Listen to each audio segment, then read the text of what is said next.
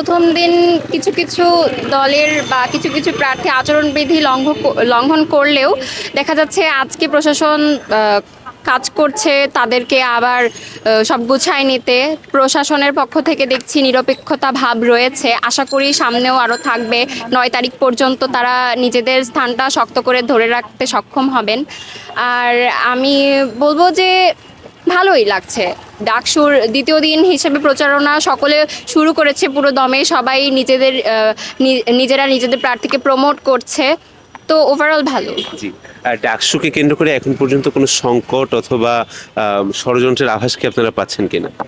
এখন পর্যন্ত তেমন ষড়যন্ত্র বা সংকট দেখা যায় নেই। গতকাল রাতের হয়তো ঘটনাটা দেখেছি আমরা সবাই, তো সেখানে বলা যায় যে এটা ষড়যন্ত্রও হতে পারে, আবার একটি ব্যক্তির স্বইচ্ছাভাবেও হতে পারে। তো এখন ওই বিষয়ে কিছু বলতে পারছি না।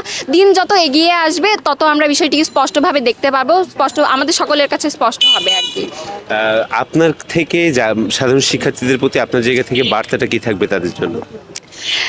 ভোট যাকেই দিক, আমি চাই যোগ্য প্রার্থী আসুক যারা স্টুডেন্টদের হয়ে কাজ করবে, না কোনো দলের পক্ষ থেকে, না নিজস্ব এজেন্ডা বাস্তবায়নের জন্য। চাইবো সবচেয়ে আগে শিক্ষার্থীর অধিকারকে সামনে রাখুক এবং সবসময় শিক্ষার্থীদের জন্য, ক্যাম্পাসকে শিক্ষার্থী বান্ধবের জন্য কাজ করে যাক। তো আপাতত এটাই আমাদের সকলের প্রার্থনা এবং কামনা।